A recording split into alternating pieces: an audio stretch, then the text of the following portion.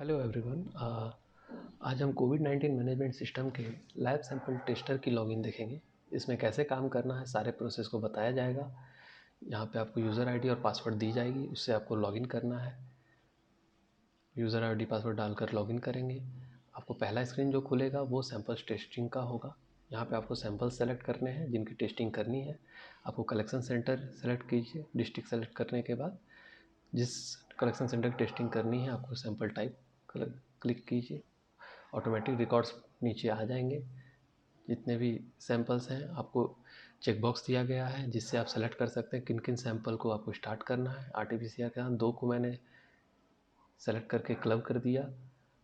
अब आपको ये जो दोनों सैंपल थे वो अब अपडेट रिज़ल्ट में दिखेंगे क्योंकि आप उसकी टेस्टिंग प्रोसेस शुरू हो चुकी है। अब आपको यहाँ पे ऑप्शन दिया गया है। अगर आप देखेंगे तो ड्रॉप डाउन में पॉजिटिव, नेगेटिव, अवेटेड, ई बीटा जिन और इनवैलिड का ऑप्शन दिया गया है। तो यहाँ पे 2 और एक्शन दिए गए हैं जहाँ पर अपडेट करने का रिज़ल्ट है पोस्टपोन। मान लीजिए आपसे गलती से कोई सैंपल की टेस्टिंग स्टार्ट हो गई, आप उसे पोस्टपोन कर सकते हैं। और फिर जब आप पोस्टपोन करेंगे तो ये ऑटोमेटिक सैंपल टेस्टिंग वाले स्टेट में आ जाएगा। यहाँ से आप फिर से सेलेक्ट करके उसे स्टार्ट कर सकते हैं कभी बाद में भी। तो अपडेट रिज़ल्ट में आप देखेंगे कि ये स्टार्ट करने के बाद ये दोनों सैंपल्स अपडेट रिज़ल्ट वाले पेज में आ गए हैं। यहाँ पे आपको पॉजिटिव, नेगेटिव, अवेटेड, ई बीटा जिन और इनवैलिड करने का ऑप्शन आ रहा है। अवेटेड कर देंगे। अगर अवेटेड करेंगे तो इसके बाद पोस्टपोन करने का ऑप्शन चला जाएगा।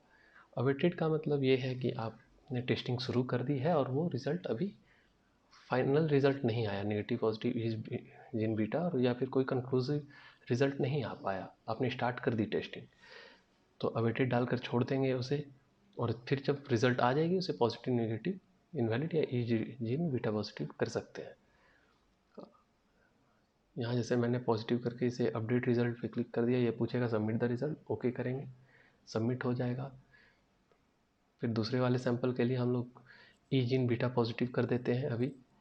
तो अपडेट जब रिज़ल्ट करेंगे तो ये भी इस अपडेट रिज़ल्ट वाले सेक्शन से ये दोनों सैंपल्स चले जाएंगे। फिर आरटीपीसीआर ई जिन बीटा पॉजिटिव सैंपल्स जो है उस पेज में आपको रिकॉर्ड ई जिन बीटा पॉजिटिव वाले सैंपल्स दिखेंगे, क्योंकि इसके बाद एक और टेस्टिंग होती है इस सैंपल्स की फाइनल कंक्लूसिव रिज़ल्ट के लिए। तो इसके लिए वेट करेंगे, जब भी वो हो जाएगा तो उसे अपडेट रिज़ल्ट से पॉजिटिव कर देंगे। फिर एक पेज हमने बनाया है व्यू और एडिट रिज़ल्ट के लिए। उस पेज से अगर मान लीजिए आपने किसी का रिज़ल्ट गलती से पॉजिटिव नेगेटिव इंटरचेंज कर दिया या कुछ कर दिया, उस केस में आप यहाँ से उसे ठीक कर सकते हैं। मान लीजिए यहाँ से हम इनवैलिड भी करके चेंज रिज़ल्ट कर सकते हैं, और बटन जो है वो डिसेबल रहेगा, जो उसका डिफ़ॉल्ट रिज़ल्ट है। आप उसे चेंज करेंगे तभी ये चेंज रिज़ल्ट का बटन इनेबल होगा। तो यहाँ से हम 3 स्टेट में ही जा सकते हैं, positive, negative, invalid. Button change, अगर आप रिज़ल्ट चेंज नहीं करेंगे तो बटन डिसेबल ही रहेगा। फिर आएगा आपका पेज पब्लिश रिज़ल्ट का। पब्लिश रिज़ल्ट में है कि जब तक आप यहाँ से पब्लिश रिज़ल्ट नहीं करेंगे तब तक ये रिज़ल्ट जो है वो इंसिडेंट कमांडर को या आईडीएसपी को नहीं दिखेगी। तो आपको उस कलेक्शन सेंटर सेलेक्ट करके सारे सैंपल जो रिज़ल्ट हैं, सैंपल्स हैं, उनको सेलेक्ट करके पब्लिश करना पड़ेगा। तभी जाकर इंसिडेंट कमांडर को या फिर आईडीएसपी को आगे पेशेंट की प्रोसेसिंग करने के लिए रिज़ल्ट दिखेगी। जब आप चेक ऑल कर सकते हैं यहाँ पे सारे सैंपल्स को सेलेक्ट करके और पब्लिश रिज़ल्ट।